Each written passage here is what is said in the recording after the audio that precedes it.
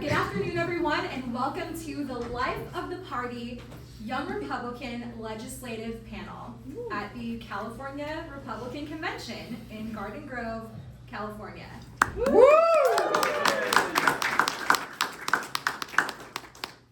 We are here to do two things today. Dive into some of the most important issues facing California and give you a chance to see the personalities and the stories behind our Republican legislators.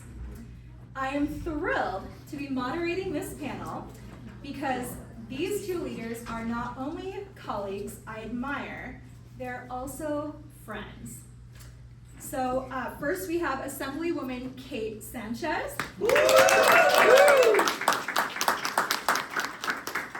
She is a dedicated advocate for families, small businesses, and conservative values in Sacramento.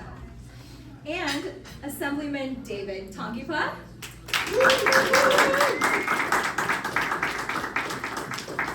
He's a strong voice for fiscal responsibility and public safety in state assembly.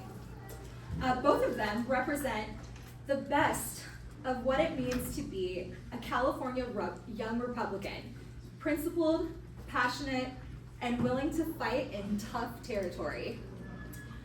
Now, while we absolutely will cover some serious issues like affordability, safety, and California's future, this is called the Life of the Party Legislative Panel for a reason. We'll have some fun and let you see the lighter side. So buckle up, it's going to be a lively panel.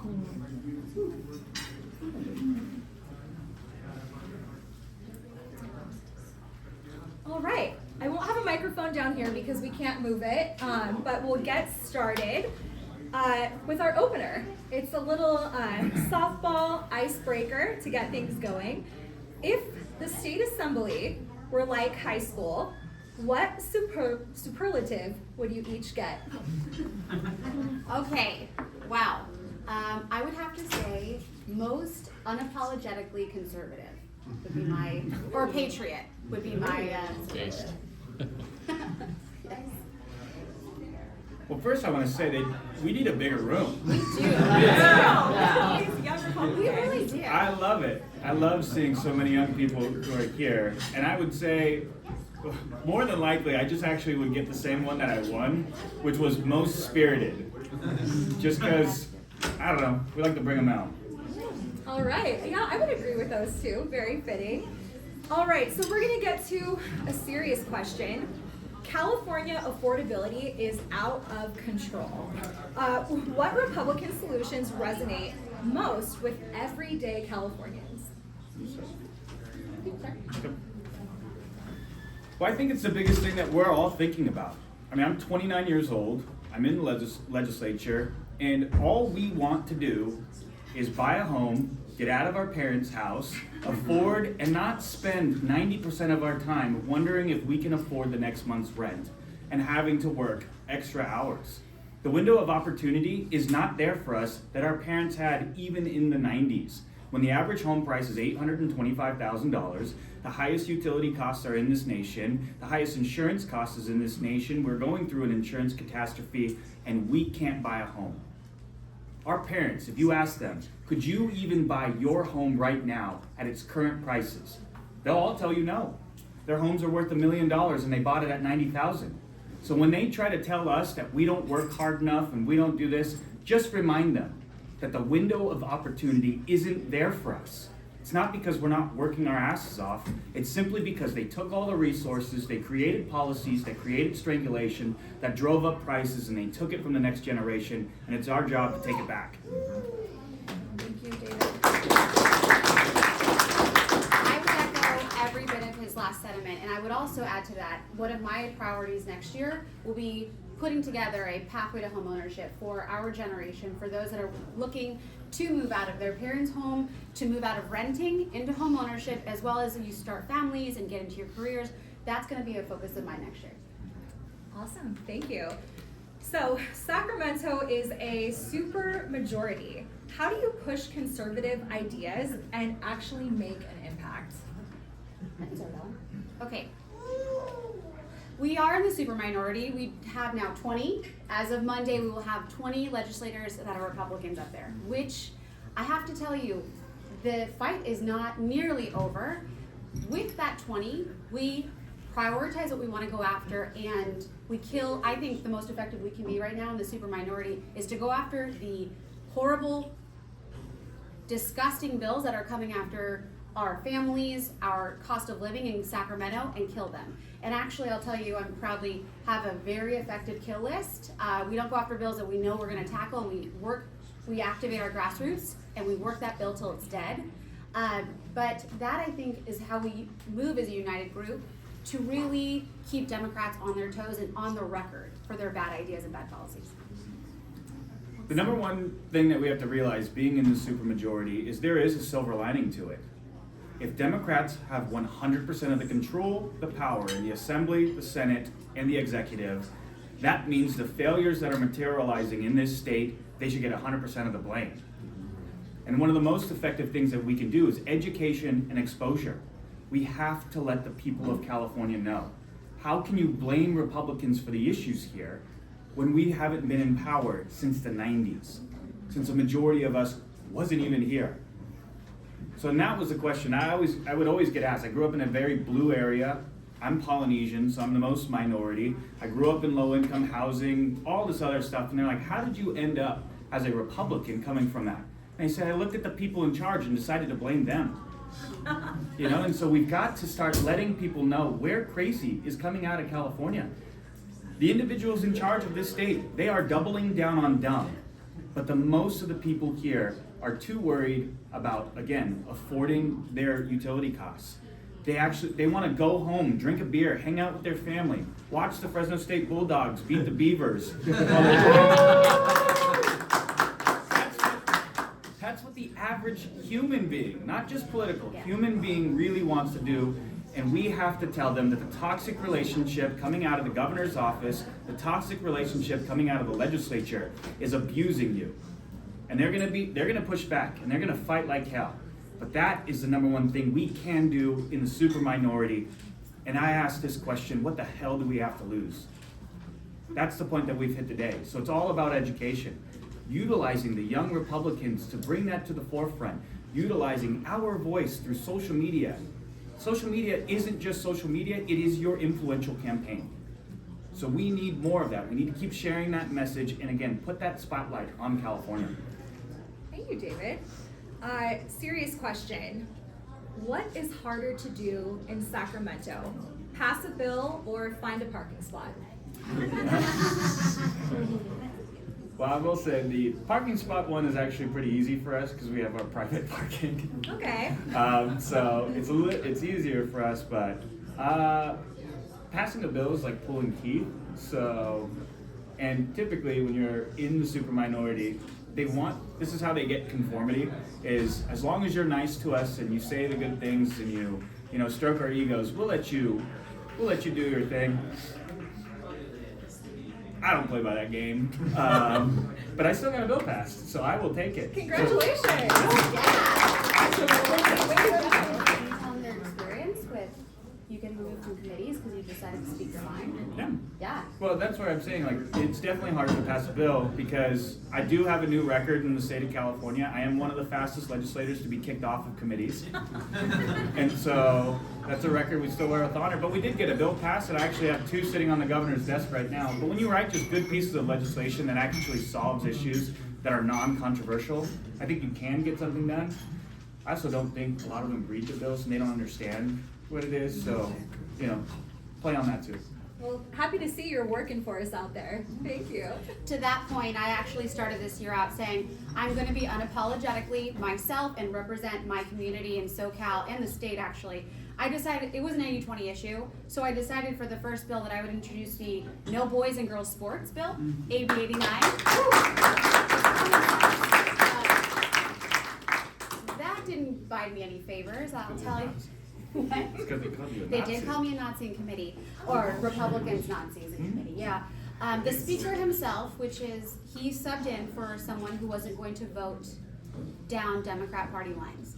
And that is typically unheard of. You never see the Speaker of the Assembly sub in. but he wanted to make it a point and make it a whole thing. So we had a really good committee hearing. They would not hear it for reconsideration, but I would say that itself, and I had the Speaker's office actually tell me, because you decided to be so vocal, you will not have any bills passed this year, and we're going to teach you a lesson. So here we are, but I wear that with a badge of honor. Yeah, I agree. yeah.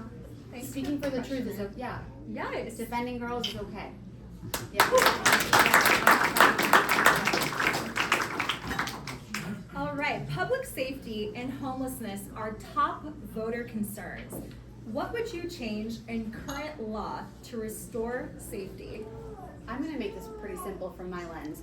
I would say fully fund Prop 36. The governor has decided to partially fund, make excuses. He found $250 million for this Prop 50 campaign that we're talking about now. We have people in real crisis and real needs. Public safety is a top issue, and I would say fully fund Prop 36. Our biggest issue is we are subsidizing homelessness and laziness. Why does a 24-year-old who's able-bodied, doesn't have any disabilities or anything else qualify for services for those who need it most? I was homeless when I was 21 years old, but I went out and I worked. I slept on my teammate's couch and I fought for it. I didn't need the additional benefits. I had some food help from that, but you can be on these benefits forever and there's no incentive or reason. So I think from a general policy, what we can do is that there's a 9-month cap on anybody who's able-bodied and who should be out there. If you lose your job, fine, we understand, but you got 9 months to find a job. And if you can't do it, you're just not looking. You're not trying to get out of this. I think that's exactly what the federal administration is doing with these changes to some of the benefits. You know, when people are telling you about the big scary stuff and the big beautiful bill, why is simply having standards bad? That the error and fraud rate in California is currently 13%. To qualify for the additional $12 billion in staff benefits for this state, we just need to bring our error and fraud from 1 out of every 10 person to 5%. That is a simple standard and we will lose no benefits. And yet this legislative body thinks that it's better to just fight the governor on it than bring accountability to our own services. So the easiest way we can do it is that the people that are on our streets right now, we have to return to standards. We have to bring the standards back again. You have to go to work. You cannot just be on the streets. We cannot just give you needles. We cannot just make you feel good, because right now you need to work, you need to contribute, or you can figure it out. Even on those benefits too, there's a 25-hour minimum standard and you can still keep them. And they're saying that that is too much. That's ridiculous. We gotta get back to working. We gotta get back to these people off the streets because they are draining the resources and they're leaving none for the next generation. I agree.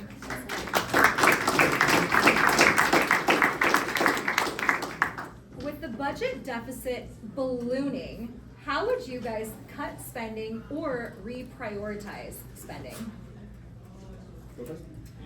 Sure. Again, let's start with the $250 million that we decided we found to make this clearly unconstitutional, illegal, special election we're going to have. Reorganizing also the billions that we spend on homelessness. That's not compassion and that's not smart solutions. I would definitely cut spending, but I think reprioritizing all that we have is probably making better use of it. I agree. Well, like Kate just said, we spent $36 billion on homelessness and we have 50% of the nation's homelessness here. I mean, how much more money do you have to realize until it's like something's not working? You know, if we're thinking about it from just actual dollars, I sit on the budget committee and I'm looking at this and I'm just thinking to myself, we don't live in reality. We don't. If you work on a project and you do cost estimates and you're putting together a project and you say you are 10% over your cost estimates, you're probably gonna have to start looking for a job soon. If you're 20% over your estimated cost, you're probably not gonna find a job soon again in that industry ever. You'll be blacklisted. But if you're 400% over cost estimates, you work for the California High-Speed Rail Authority. Because that is the only way in the world that something can exist, that you can be 400%. It was told to us that this would cost $33 billion. It is now estimated to cost $135 billion. That is insane. And we're just allowing it to happen. I can tell everybody this, I did not vote on high-speed rail in 2008, I was 12 years old. So unequivocally, I was a damn no vote on that. But now they're gonna leave us with a modern day Stonehenge, because this is what irresponsibility and unaccountability is at our government level. So it's easy. We can fix the issues here in California very, very easy by consolidating our resources, streamlining the permitting process. Cost always equals time, and we have dragged it on because they are using this to take money from you. As we've been doing an investigative report into high-speed rail, we found an area called non-execution of contract. Within non-execution of contract, contractors are paid $170,000 a day or $5 million a month for simply not being able to do the work. So they do nothing. They get paid because they put their parking equipment there, because the utility company can't show up to change the lines, because we don't have easements from whether the counties or the local municipalities to work with it. Contractors are paid $170,000 a day, $5 million a month. We have found out in that account, $800 million has been paid out on non-work parking fees on high-speed rail. It's very, that's what everybody asks. Actually, one of the contractors, even in the community hearing, said, well, I think this is stealing, but if it wasn't me, it's somebody else. That was admitted. And it's right in front of us. It's right in front of us. So it's easy to fix the budget. It's easy to prioritize here. There's more than enough money in the state of California. There's just too many projects they're working on that don't actually do anything. Well, speaking of insanity, what is the most ridiculous bill you guys have ever seen introduced? Ooh. Okay. Last year, so before David was here, it'd probably be by Assemblymember Corey Jackson, who said canine dogs are systemically inherently racist. What? We're working actively, by the way, to make sure we have a good replacement because he needs to go. And I think the most recent one this year we've seen would probably be the who drew the maps, the Prop 50, what is going on. So that would be probably for this year. Well, that was Assembly Bill 1311 from last year. The one this year is probably AB 1231 and 1232, which I don't even understand where the thought process was on it.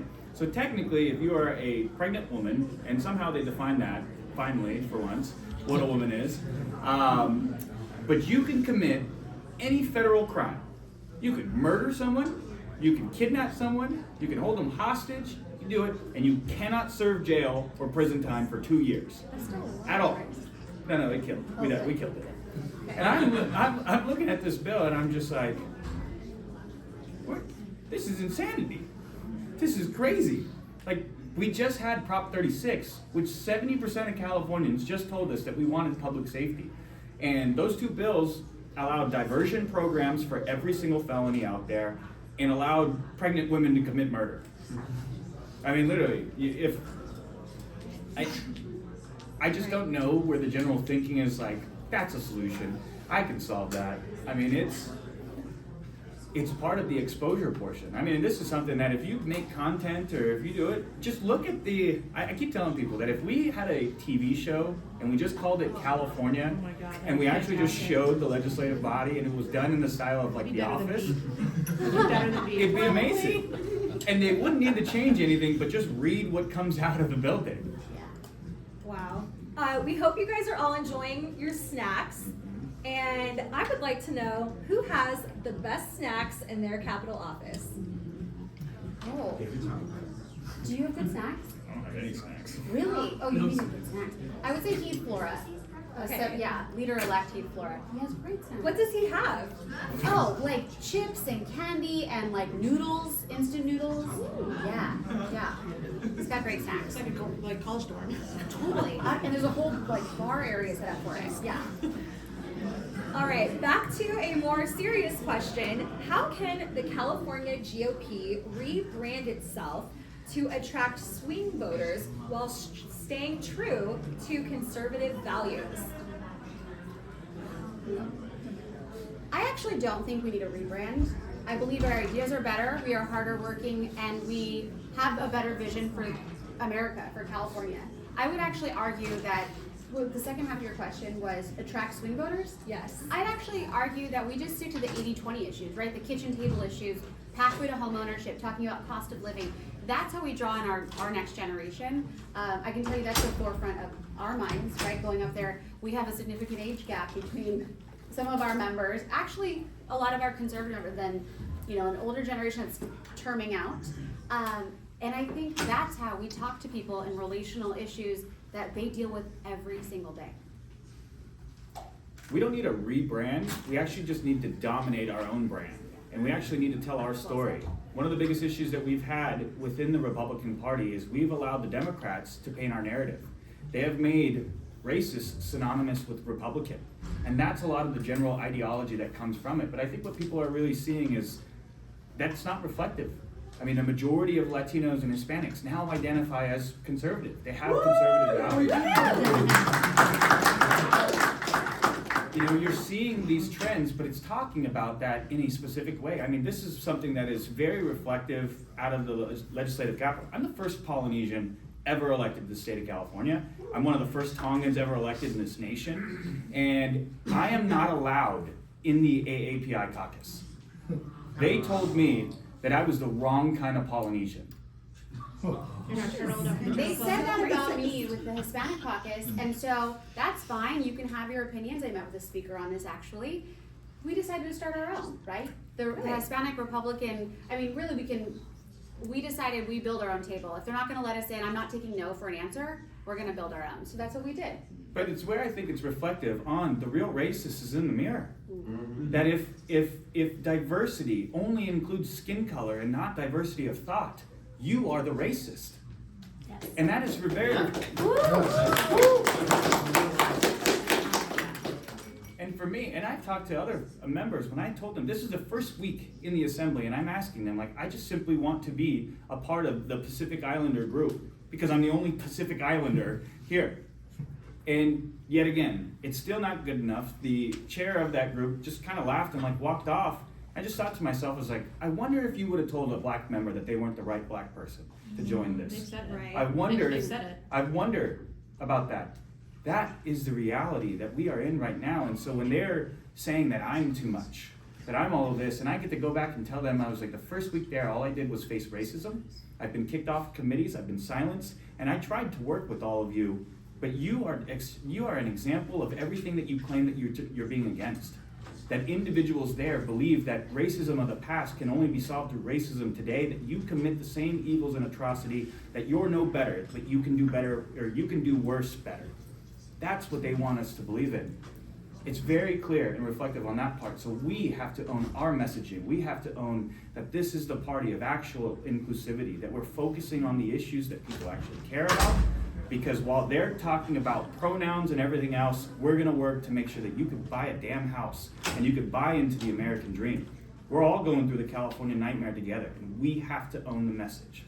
Woo, love that, thank you.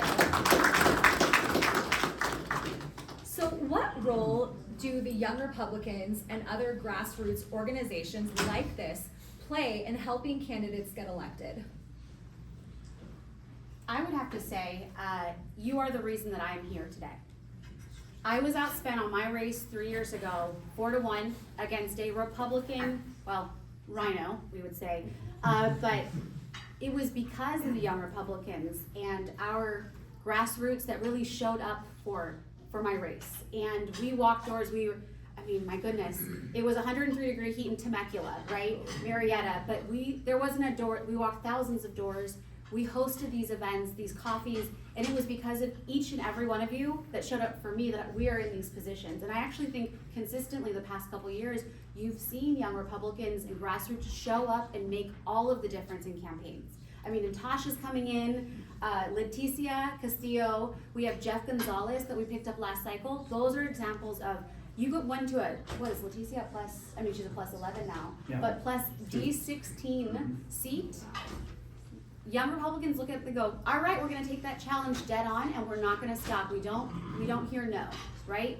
So it was because of you, every single one, that poured in the energy that we picked up those 2 seats, and I can't actually wait till 2026. We're gonna do a lot more.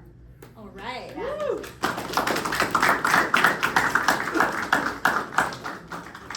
a lot of it is actually just simply having confidence.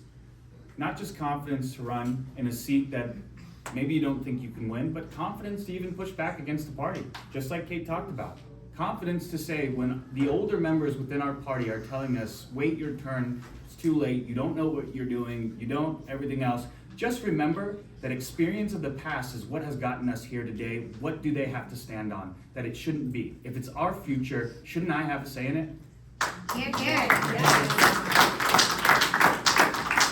And if they put us in this situation, why should they get trusted to do it? And I ran against a former congressman in an R&R race in one of the most Republican districts. He represented the area for 80%.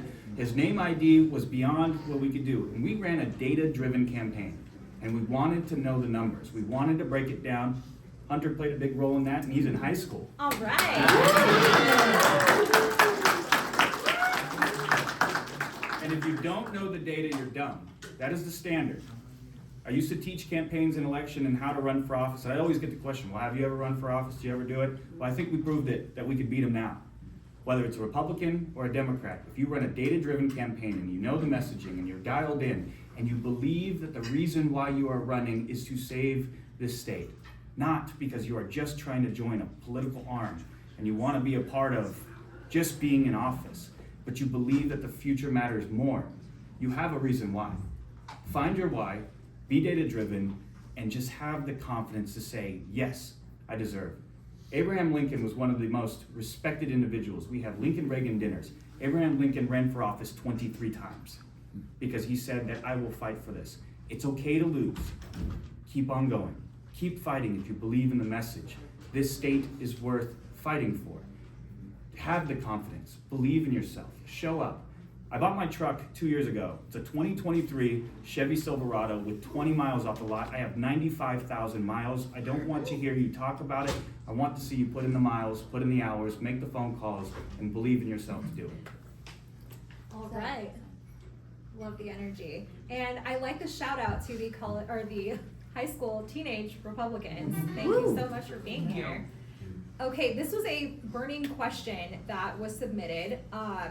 Who would win in a karaoke battle between the two of you, and what would your song be? You can go first on this one. Great, what do you go with this? Well, my go-to karaoke song automatically is actually Bad Fish by Sublime. Okay. More of a mellow one. But That's the vibe check. you work hard, you play hard, and you sing Colt 45 whenever you want to have a good time. Oh my gosh, I was gonna say something like Celine Dion, My Heart Will Go On. Or something from Josh Groban, because I was trained to sing classically second soprano when I was younger, so I don't know as far as, but yours sound awesome. Great, cool. Yeah. I think you'd win. I know, we have a professionally trained singer here, so I think you do win that one. I'm not going to ask you guys to belt it out right now, but I'd love to see some of your personalities come out. I feel like a song selection kind of shows who you are, and we got a little mix from you, and also a little mix from you, so that was pretty cool. Colt 45 and Sublime, yep, same categories. Okay, so we're gonna do some serious reflection now. What has been your proudest accomplishment in the assembly so far? Okay. I would have to say we had a lot of really strong bills passed the first 2 years. So I'm proud that I was able to get 4 bills signed by the governor. But more importantly, I think when I started this year, I wasn't going to ask for permission. I leaned in with the AB 89, and though it didn't pass, and I think we're going to be doing something down those lines next year because we're not giving up, I would say AB 89 and getting that conversation going in the Capitol was something that had a ripple effect. And Bill Asaley, acting attorney general, was someone who also had a great bill around the same time that I did. But biggest accomplishment would have to be the kill rate. I have a 100% kill rate. There's about 6 or 7 bills that we've attacked and gone after, activated grassroots to call in, to show up. And at this point in the super minority, I think that's a pretty strong voice we can activate. I think writing good policy. You know, I think that's something that I'm happy about. I'm obsessed with policy. I'm a junkie when it comes to that stuff. And I mean, I actually had people come into my office and it's like, what the hell are you doing? You have a student loan bill, you have an immigration bill, you've got a high-speed rail framework bill, you got all these. What they didn't understand was, it's because I'm thinking about what the people are right now. If people are drowning in student loan debt, and why are the only areas of write-offs, mortgage interest rates, and all of the tax benefits benefit seniors, but we can't build an internal structure that actually benefits, that if younger people are investing in their own education, why can't that be a write-off?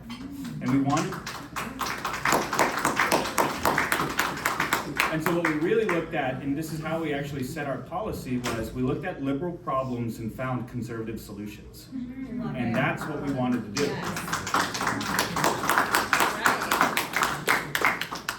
Okay, so looking ahead to 2026 and beyond, what do you see as the biggest opportunities for Republicans in California?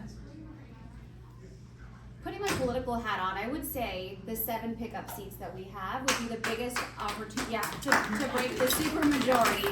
I know there's going to be a few seats in Central Valley as well as down here, down south, and by far, going after our 7 pickups, which now puts us at a level playing field, right? We're not equal yet, but we're able to really kick back. Bringing in a younger audience, a hungrier energy to the Capitol would be incredible. Finding the right candidates.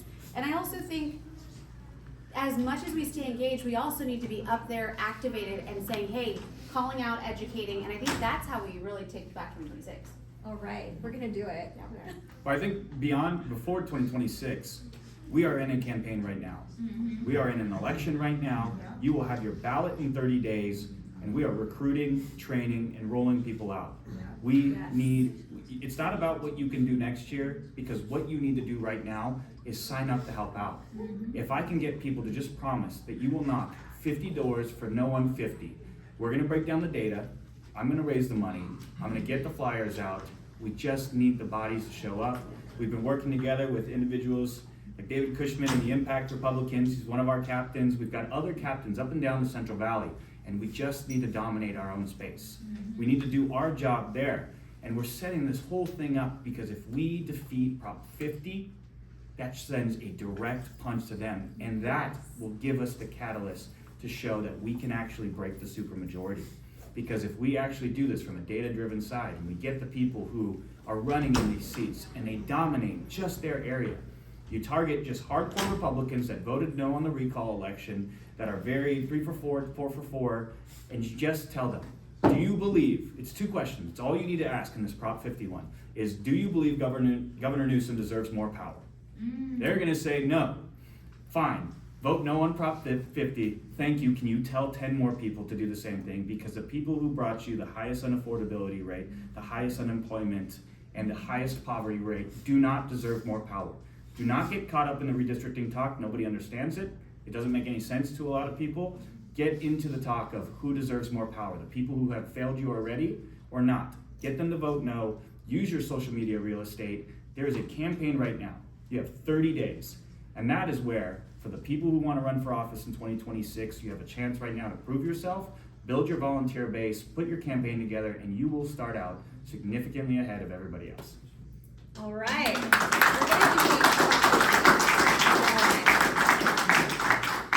All right, so now we have a little lightning round.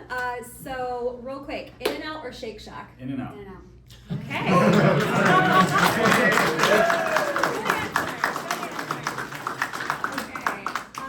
Padres or Angels?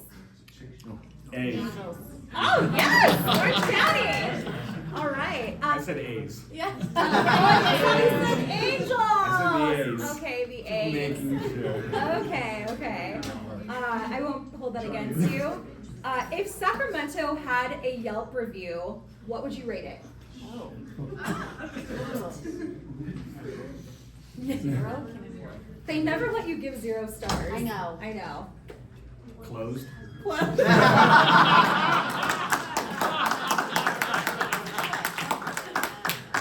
That's good. good. Okay, thank you so much to Assemblywoman Sanchez and Assemblyman Tangipa for being here today.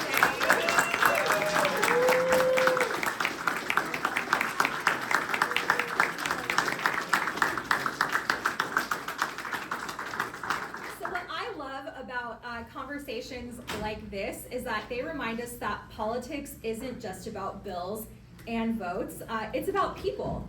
So leaders who are willing to share not just their policy vision, but their humor, their personalities, their connection to the communities they serve. That's what keeps our party strong. That's what makes Republicans in California not just fight for our values, but also the life of the party. Let's give a big round of applause for Kate and David.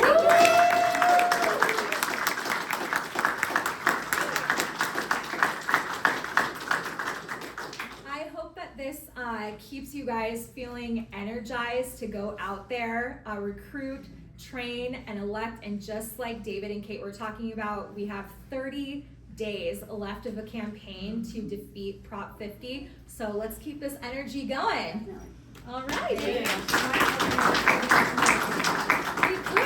Do we have time? Yeah. Do you guys? It's a room so it's 3:30 to 4:30. What time is it? Like 4:06. It's like 4:06. Oh, wow. Yeah. Usually when politicians are speaking, we're way over the time. You guys are probably going to get it done. We do Let's get it open up for done. some questions. Okay, yeah, if you guys are okay with it. Sure. Perfect. Anyone have a question for David or Kate or both? Brianna. What would be a good plan for Republicans, either the new party or the current party that's there, to change the election laws that we currently have a jungle primary? Basically, we used to have two parties that would vote for Republicans, and they each party would be represented. What is there motions to overturn that, or to overturn that in the either by law or by through the court system? Well, someone sits on elections, right? Has there been conversations about overturning? We need to run a constitutional amendment to do that, and so that one's probably not going to happen. Republicans actually helped get the jungle primary because they thought That was Schwarzenegger, unfortunately. They thought it would help a little bit. So, really what we just got to look at is how do we operate kind of within the framework. The biggest thing that we can do is the voter ID initiative that Carl's working on, that we're working on signing up. What that will do is actually going to clean the voter rolls. From that point, we'll remove a lot of the people that should automatically be removed.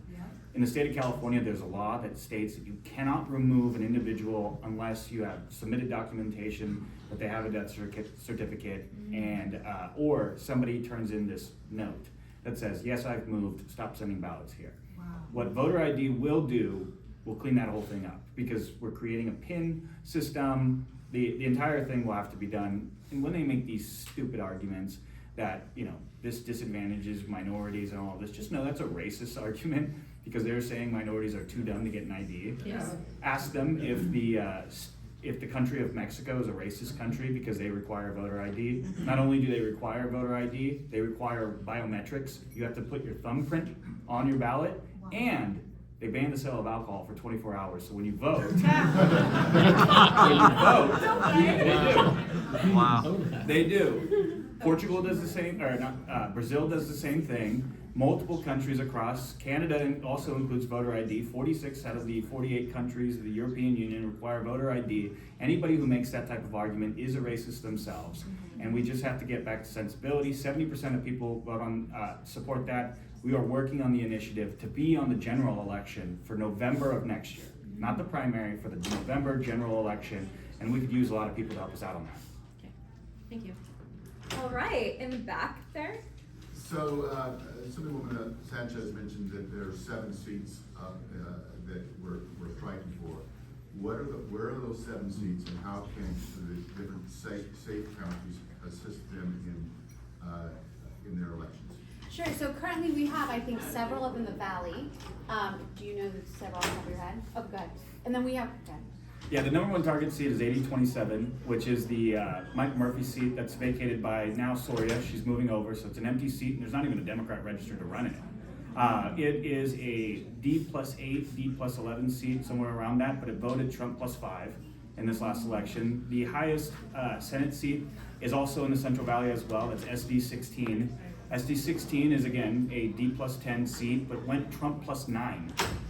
It went Trump plus 9, and we lost that seat in 2022 by 12 votes. That was the David Shepard versus Melissa Hurtado race. Wow. David Shepard only spent $300,000 the entire year, you know, and I can tell you, $50,000 more probably could have helped him get 12 more votes. So right now, those are the number 1 and 2 targets. There's another one that is Assembly District 13, which is the Rhodesia Ransom one. You know, that area is trending significantly more Republican on that one. The Corey Jackson seat, I believe that's 80-60, or 60 or 62. There's a couple here, all the numbers. 63. It's 63? 63, I think. Is that the And number? that's in Riverside County. Currently, we have 4 of the 5, with Natasha Johnson making the 4th, seats in Riverside. We'd really like to shore up the Corey Jackson. Another one would be the Jackie Irwin seat. It's the LA Malibu area. It's gonna be a tough race. And then there's the Sharon Park Silva seat here in Orange County. That is definitely winnable. We just need to make sure we have the right candidates. And again, that's why quality candidates matter, right? Obviously resources, obviously turning out the vote, but we need quality candidates that reflect their district, that are willing to work hard, because these are right there. I mean, they are, and I think with the Corey Jackson, it's a relatively low, as far as cost for that race. So we have a good candidate there, and I'm thinking these are gonna be if we can pick up all 3 seats in the SoCal region, that would be pretty impactful. So from geographical regions, Central Valley and then the Inland Empire, those are the 2 areas where we're seeing the most positive growth. If you go off of like the 2024 general election where Donald Trump saw positive net gains in those areas, those are our targets. Those are the areas, and specifically, there are pickup seats in the Central Valley. Riverside County has to be a huge priority. We've got to double down efforts on there, and we must protect Orange County. Orange County's trend is actually not that good for us. Orange County's trend is not that good for us not because they're increasing in Democrats, it's simply because the Republicans here can afford to leave. And they're all just moving out. So we've got to increase Republican participation in Orange County. This is the Democrats' #1 area that they want to target, because they see the vacuum being created from all of the Newport, Huntington, all of those, they've got homes somewhere else, they can go somewhere else, and now they're finally deciding that they will go somewhere else. That vacuum is being created, and so we need to double down on Republican participation in Orange County to bring that back up, simply because they're leaving, not because there are more Democrats, just Republicans are leaving. I'm never leaving Newport Beach as long as I can. Thank you. Staying there forever. Yes. Don't worry about me. I saw Jason's hand go up first, and then Ariana, and then Nicole. I have a medium question, which is less serious. So when you said that Sacramento gets to 0, are you talking about the host city, or each new restaurant? So my question is, what's your favorite restaurant and bar in Midtown or downtown? Oh. Frank Fats, that goes 100% without. Oh, the banana cream pie is excellent. Excellent. Yes. How about you? Great question. Well, that is also my favorite spot. So, since she chose a restaurant, I'll choose a bar. Okay. I don't go out that much, but Stoney's is actually my favorite. It's kind of off the beaten path a little bit, but I love to like line dance and swing. So that is my one. Do you line dance and swing in Sacramento? I can teach East Coast ballroom swing. Wait, no, but I'm saying, when do you, wow, okay. I'm getting away from everybody. Wow. Yeah, We're really learning a lot in this panel. I love it. Ariana Austenbacher. So not a super serious question, but kind of. So obviously both of you took the stand. Both of you were part of Young Republicans before running on our state board. What is advice, like one piece of advice that you would give to any YR, any Young Republican, as they start to get involved, as to not necessarily just run, but like why they should continue to stay politically involved and politically engaged? If you could just, one bit of truth. Oh gosh. I would say probably never accept no for an answer, right? And also relationships matter, right? The building blocks that you're making here, the connections you make with your fellow YRs, that will come back to you tenfold as you go through your journey. And there's always a place for you, whether it's, if you wanna be in the front lines, if you wanna be behind the scenes, a political strategist, there is a place for you. And I think continuing to show up is resilience, but you can do it, and you have such a great support system being able to do it. I mean, I agree. David's looking at his football score. It's okay, what's Love Fresno it. State It's at? really Are they up? They just, so there's 40 seconds left in the game. They just kicked the field goal, and they're up 29-27. Okay. And I played football at Fresno State, and I'm the post-game analysis We and radio wouldn't show. expect nothing less, David. Way more important than this. No, this is extremely important, but I also have to jump on the radio, and I have to know what's Football is going on. important. Okay. I Um, saw. but I will say exactly what Kate said. Think about it. The structure on our site actually worked against her, didn't want her to run, and actually tried to create barriers for her not to. But aren't we grateful that she said, screw you, I've got the confidence, and I deserve a seat at the table? Yes. Same with you. I know you said the same. Yeah, both of you had the same exact experience. Right. Well, and that's We were what both I'm, the outsiders. and that's what I'm saying. I am on my central committee. I have worked for my central committee. I put on the campaign and candidate recruitment forum in 2021 to teach people how to run for office. And when I asked my central committee for support in this race, they told me to kick rocks and I was too young. I did all of that, and they voted not to endorse me, who's the individual who lived in the majority county. The only one that was representing as a Republican from the city of Fresno, and they still worked against me.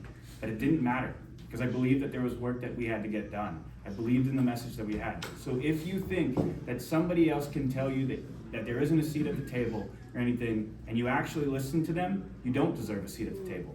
You just have to take it. If you believe in that, you just gotta take it, work your way through it, and you'll figure it out when you get there.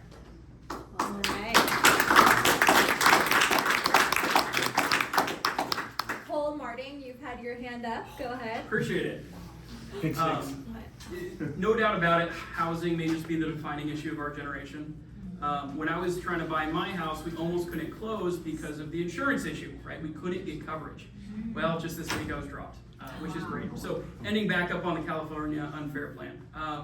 But what realistically can we do across the state to bring carriers back into California to actually have some competition in the coverage so, hey, young people can buy houses again? I'm gonna let our insurance guy give this answer. But remember, I was kicked off the insurance committee before it even started. You asked all those questions. You wanted to know answers. That's why, yeah, they didn't want you asking those questions. They kicked me off the day before Ricardo Lara was supposed to come and give his annual presentation to us in the state of affairs when it comes to insurance. I actually ran on this. It's a policy that I will tell you this: do not market insurance when you're campaigning, because it is like trying to tell people how paint dries. But insurance is going to collapse the state. We're actually already in the collapse of this state, fundamentally because it's worked into every single facet in which we operate in. Your car insurance, your commercial business insurance, your home insurance, the entire framework and up and down is this. And so the first panel I ever did was November 13th, 2024 for the California Chamber of Commerce. And they asked us, what was the most important and vital thing that we need to solve in California? And everybody else goes, budget, spending, blah, blah, blah, blah. I told them insurance. I was like, we are going to collapse this state, and we are one large-scale economic disaster away from completely bankrupting the entire system. January 7th happened, and the largest economic disaster in the state's history just happened. We have an exposure program under the FAIR Plan, and a lot of people believe when they hear the term FAIR Plan, they think it's like government insurance. It's not. It's actually a conglomerate of insurance, and it's under a negotiated agreement from 1988 that if you're an insurance carrier in the state of California, you will participate in the FAIR Plan proportionate to the amount of coverage that you provide in the state. So if State Farm has 33% of the insurance held across the state of California, they cover 33% of the FAIR Plan. And that's why you're seeing all of these companies leave, because they don't like the additional coverage, because they can't actually make money from the FAIR Plan. It's called insurance of last resort.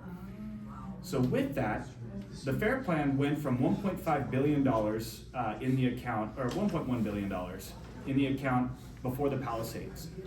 The Palisades drained the FAIR Plan to negative $680 million. That means that has to be paid out by all of the insurance companies, but nobody has negative $680 million sitting around. So that's why we added the reassessment. And the reassessment was triggered, and it left the FAIR plan out of that 680, it was a $1 billion reassessment. That left us with $350 million in an account that now has general exposure. At the time, in January, it was $450 billion. It is currently above $700 billion. We have less than 1% in an insurance account to have payouts for 700 billion people. We are not just one disaster away from draining the FAIR plan. The FAIR plan was just drained about 2 days ago because a city and a town of mine just burned down. And there's 90% of the general area was covered through the FAIR plan. It is more than likely the FAIR plan is already bankrupt. It is more than likely another reassessment is going to come. It is more than likely that they are going to capitulate and push it on commercial insurance. Our commercial and real estate industry and all of those, they cannot handle the current hikes right now. And that is how they're going to triage between hiring it on the personal side is because they hate profit. I mean, these are communists and socialists. They don't want businesses to do it. The margins are not there. We're going to collapse our entire business structure. So we're trying.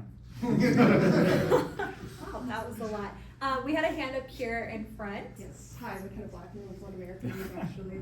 This is more in regards to Prop 50. I believe it was Jim Gallagher who introduced cutting the state in half, giving the Democrats the coastal and the Republicans the inner part. Do you agree with that? If not, what is your solution?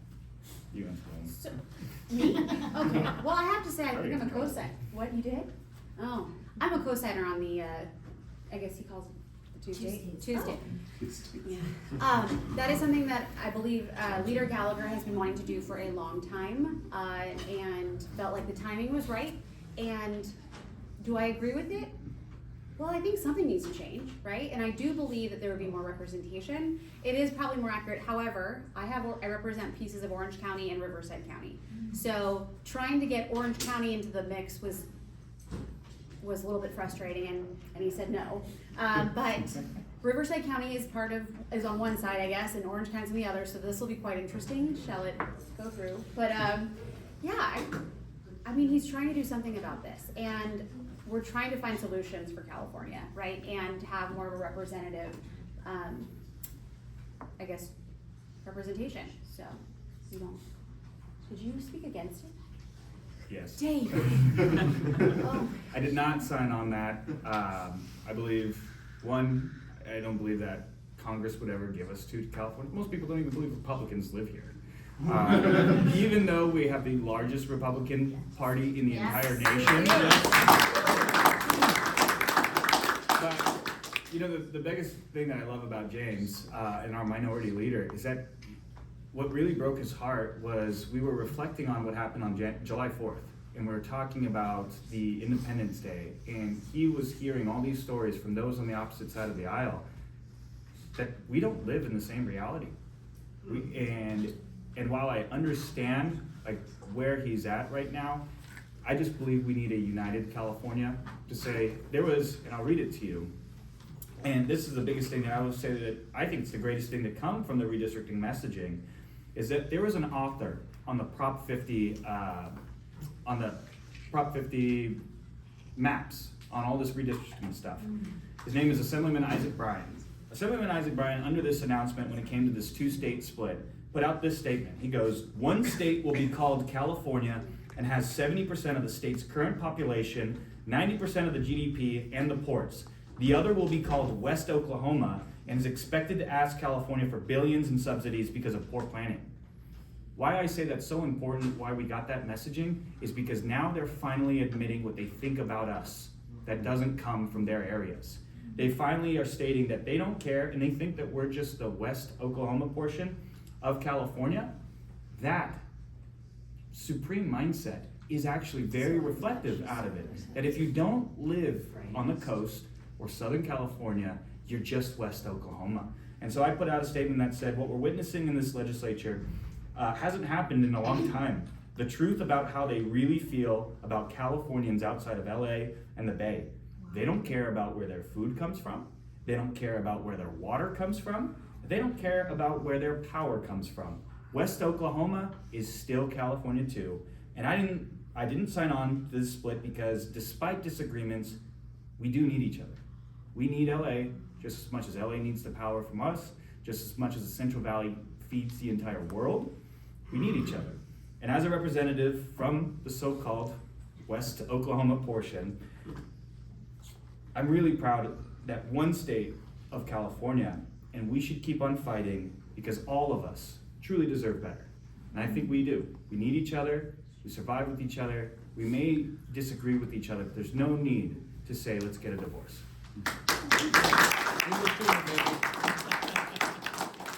Okay, well, that is all the time we have in this room today. I wish we could ask more questions because these are some really good answers. I thought the last one was And the dogs interesting win. too. Oh, okay.